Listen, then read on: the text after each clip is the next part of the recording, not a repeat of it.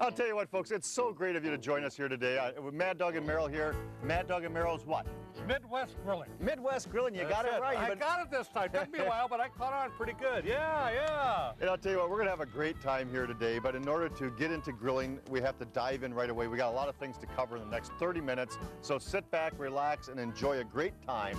G-R-A-T-E, great time with Mad Dog and Merrill. Great, that's right. Great time. What do you got? I'm going to do some, you know, you heard of like tuna melts? Yeah. And stuffed burgers and things like that? I'm going to do a wonderful stuffed sandwich in our Go Dog brat buns, But in order to do that, here's the ingredients. You can do leftovers if you want to. I actually browned up some hamburgers, so mine was premeditated. Oh, you premeditated? I had premeditated today. I got to try that premeditation. So you can do leftover kielbasa, like if you had some leftover kielbasa, you can do that. Leftover bratwurst. I've got onions, I've got some wonderful Colby Jack cheese, crisp kraut, and some green peppers, and here's the magic mixer right here.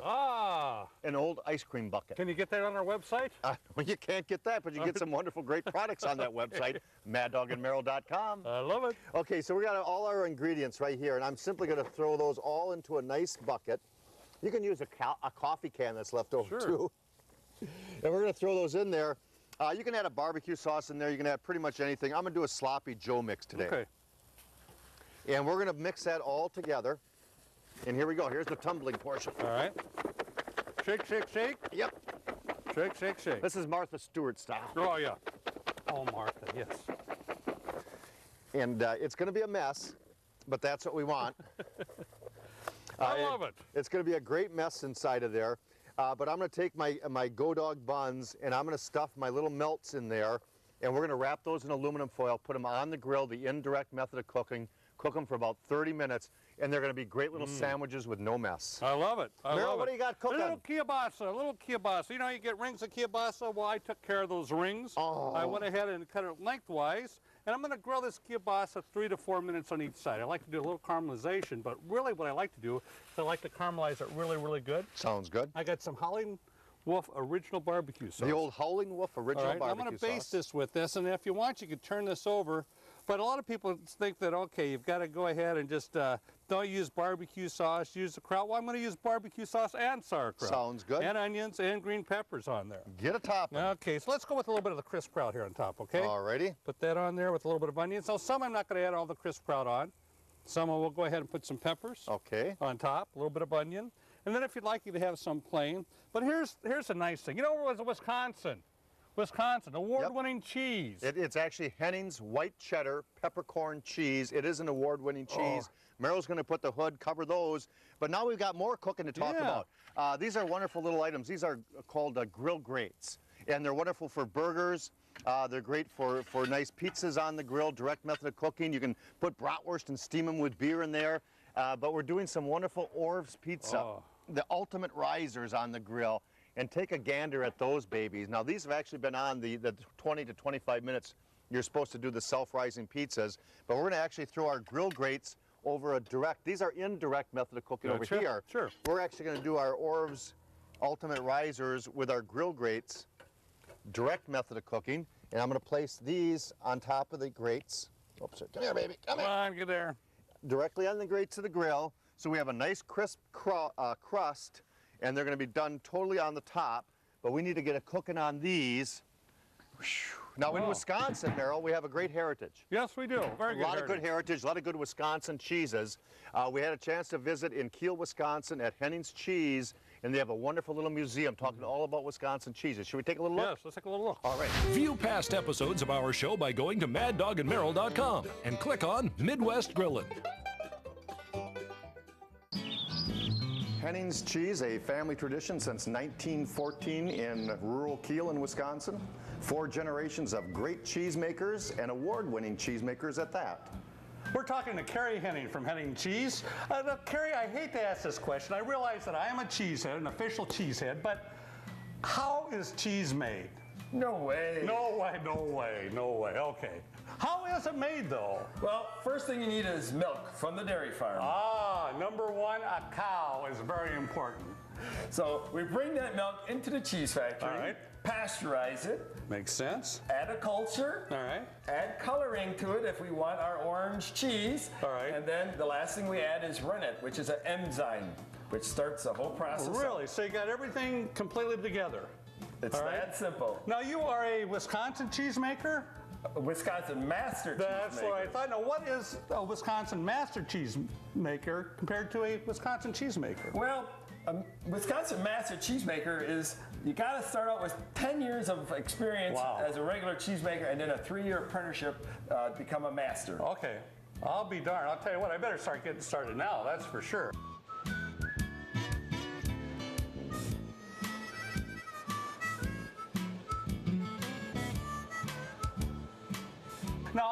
Now you've won several awards. What are some of the awards that you've won? Well, we've won some awards in cheddar, Colby, and our most recent award has been in a peppercorn cheddar. Ah, peppercorn. Now you won some award on that, didn't you? Where you got like a couple dollars a pound or something like that? Right, at our local charity auction, that cheese raised $700 a pound.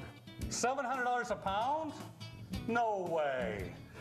No way. $700 a pound. I'll tell you what, can you imagine what I'd be worth at $700 a pound? Well, I'll tell you what, talking about cheese, let's go over to Mad Dog and see what he's got grilling. That's right, Meryl. We are doing a little grilling with 3rd generation Kay. Thank you, Kay, for having us here today. Thank you. 4th generation is your daughter, Mindy. And my niece, Rebecca. 4 generations of a family tradition.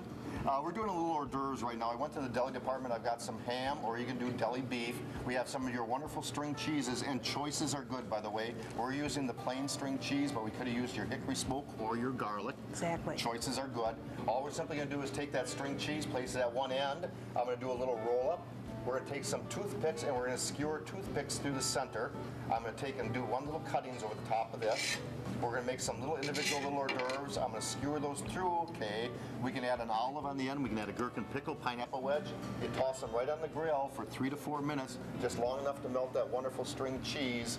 Now, choices over the course of the years, Kay, for cheese, I mean, it's just amazing how things have changed since 1914. It has. Years ago when Grandpa started, we only had 3 kinds of cheese mainly.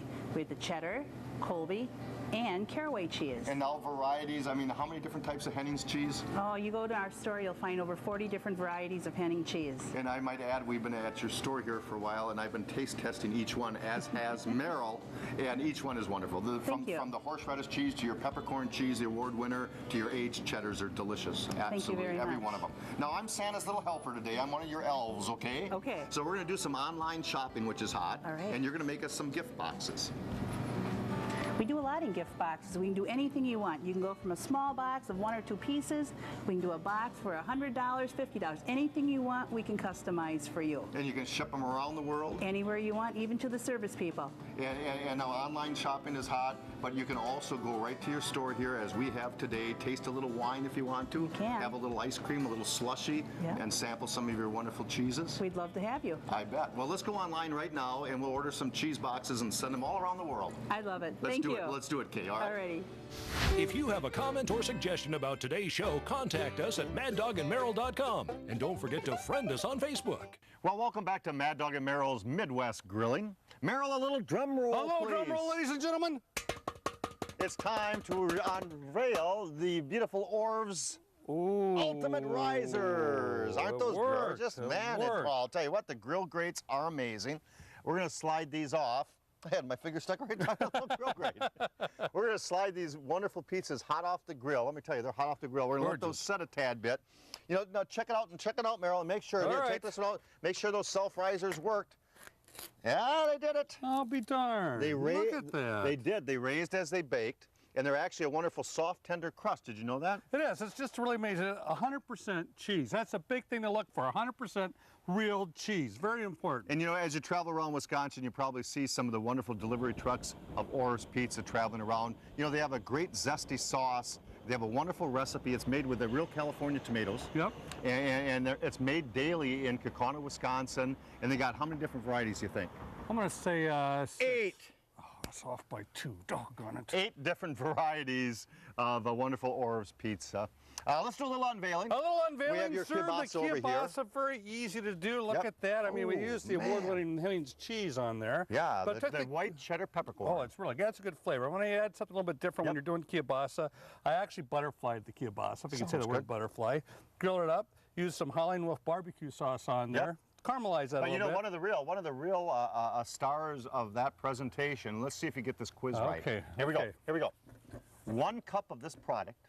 All right. 1 cup of this product has 32 calories, so it's low in calories. It's got no fat. Okay. So it can't be the kielbasa. Kielbasa can't be the kielbasa. No, I don't think so. I don't think so. No fat. No cholesterol. No cholesterol. It's got a lot of fiber. It's got 35% of vitamin C that you need daily. It's got 100% of vitamin K. It's chock full of iron, cancer-preventing products. It's low in cholesterol, which reduces the risk of heart attacks. Isn't that great? That's very important. And I'm going to give you a little hint here. It's great in the digestive system. That's very important. I know what it is. It's the sauerkraut. You're absolutely right. It is. It really makes a big difference. You know, a lot of people, I mean, we're in Wisconsin. You know, I was just surprised we did a catering job the other day. Remember we did chicken thighs? And we took some kraut out thinking, who's going to have kraut in their chicken thighs? Had to go get more kraut. It's amazing. 3 jars of crisp kraut. But very good. Crisp kraut on here. Talk a little bit about the award-winning, you know, pepper cheese, peppercorn cheese, little onions, tomatoes. You can do a little whatever you'd like to, decorate them. But it's very good, and I love it. It's just great on a sandwich or just on the side. It is. You know, we had a chance to visit during harvest time. The good folks over in Bear Creek, Wisconsin, Ryan M. Downs, and the Great Lakes Kraut Company. There are nice folks there. Yeah, let's take a little gander, shall we?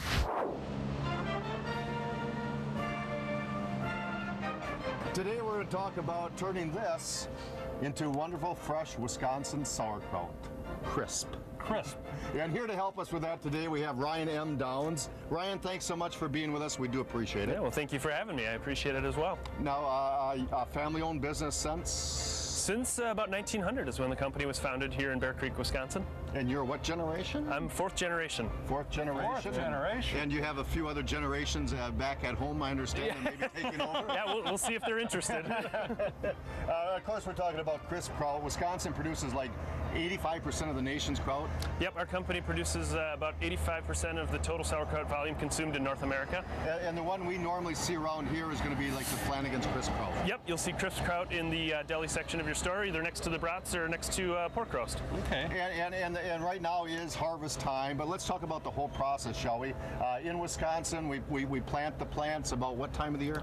We typically plant in Wisconsin right around May 15th. May 15th, harvest time? Harvest time starts typically Labor Day and runs through early November. And Merrill, how many tons of cabbage do you think they process here? I'll bet you over a ton. It is well over a ton. I knew that are pretty good. Over 10 ton. 110, how many ton? We do about 150,000 tons. 150,000 tons. And let's talk about the process. We have some beautiful props behind us. We have the cabbage fresh out of the field. Yep. Take us through a little bit of the process. Yep, so obviously this cabbage here was just harvested a few minutes ago. It comes here to the pad. It's taken into the building where it is washed and shredded, cored, trimmed, salted, and then it heads to a vat, and it's only salt and cabbage that goes in. A little vat? Oh no, it's a very big vat, very big vat. Many of them hold as much as 1,100 tons. Really? Yep. And those were actually, you have some vats in there from the early 60s. Yep. But these were just produced? That's right. We just installed that vat room in the early 2000s. And how long do they ferment?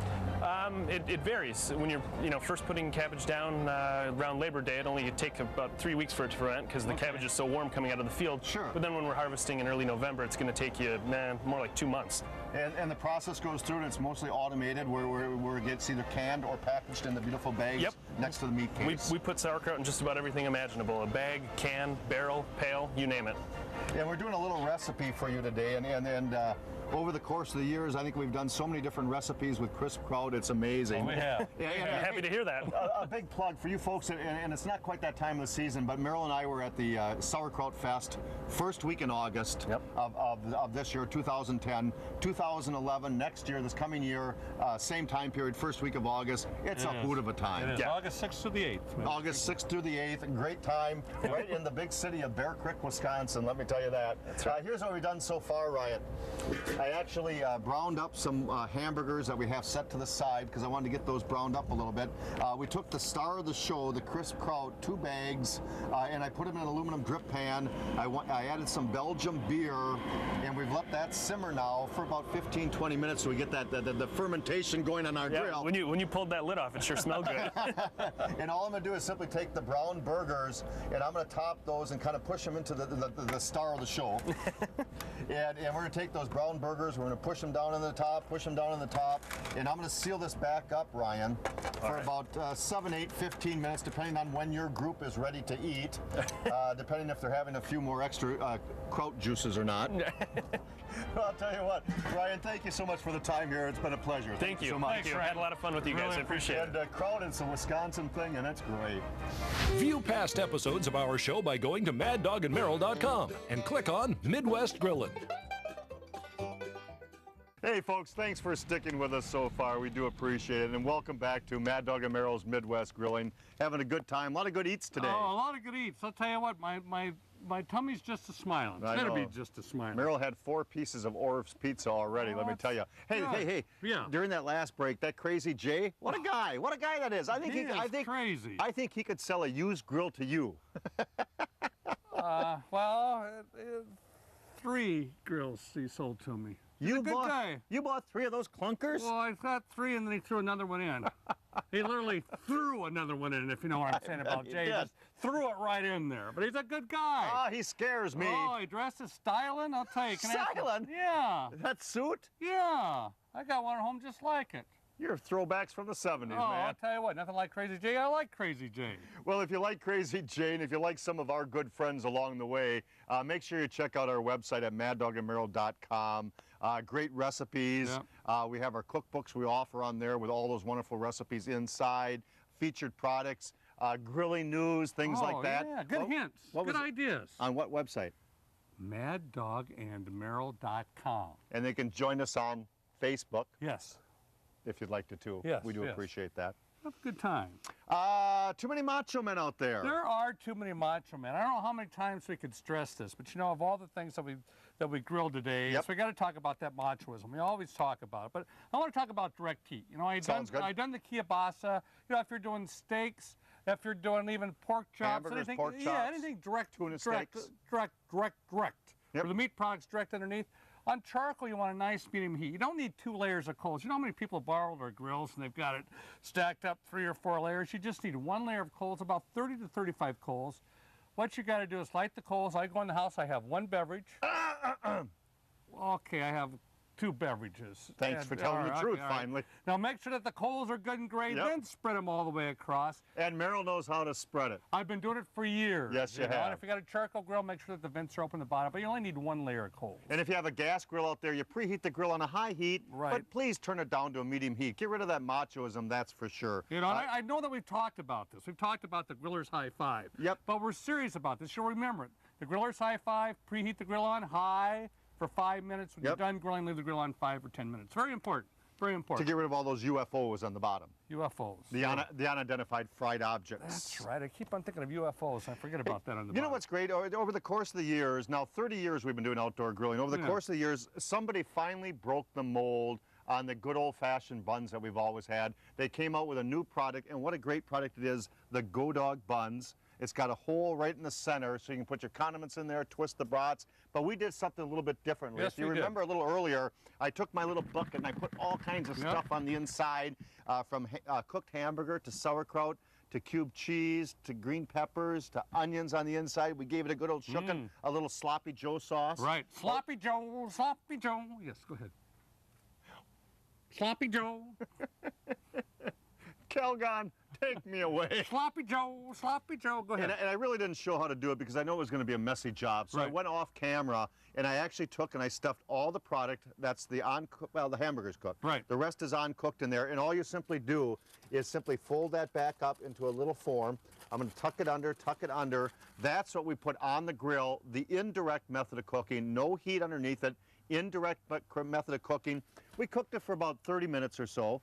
And it's been cooking away here, and we've got about 4 or 5 more minutes left of this presentation. Look at those. So these aren't quite ready yet. So I think what we're going to do is when we come back from a little commercial break. A little commercial?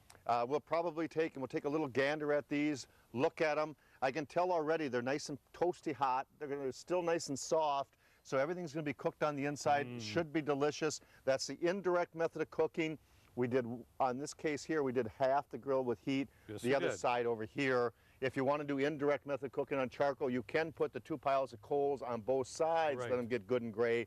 And I could have laid those stuffed Go Dog buns in the center with the hood down. But we kind of did it a different way because I did our pizzas on this side. Yeah, and it works. And it works. A lot of people do that way for indirect method of cooking. Some on both sides, some just on one side. So and if it doesn't work, it's your own castle. And if it doesn't work, try it a different way. Yeah, I mean, we're grillologists. Get out there and grill, experiment, have a good time. That's what it's all about. Well, fellow grillologists, we'll be right back. It's going to be a good time. Good eats. I'm going to love these over here. These are going to be good. That's hot, too. What are we going to do? Hot. If you have a comment or suggestion about today's show, contact us at maddogandmeryl.com. And don't forget to friend us on Facebook. Well, Meryl, it's time to wrap things up here. No, unwrap. Unwrap? Unwrap. Oh, yeah. We have to unwrap the Go Dog buns. Yes, we do. You know, I've been lifting that hood all gosh darn day. You get around there and lift that hood for me, and I'll do the unwrapping here. And put that in the right place. There, look at that. There you go. Oh, man, these look nice and hot. Oh, let me grab this double one. Grab another one. To show.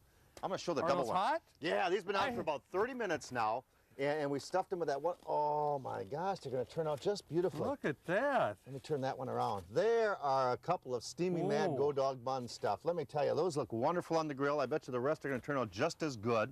I like it. They're going to be delicious. Hey, I'll tell you what. What? You folks out there, you found us this week, and that's a good thing. It's a good thing. But each and every Sunday at 9:30 on your local CW station, you can find us here. We'll be doing some outdoor grilling, having some fun, little education, but a lot of fun. That's what it's all about. A lot of grilling tips. You know, you just go to CW. That's all you have to do. It's very easy. And you know, we had a lot of response from folks that had ideas for us on future future shows and products and such. So if you got an idea out there on a show, or maybe even future products that you want to be seen on the show, give us a holler at maddogandmeryl.com, and we'll check you out. Give us a holler and we'll check it out, maddogandmeryl.com, and I'll tell you what, I'm getting ready to eat. Are you? You look hungry. Well, you had 4 pieces of Orbs pizza. I was hungry.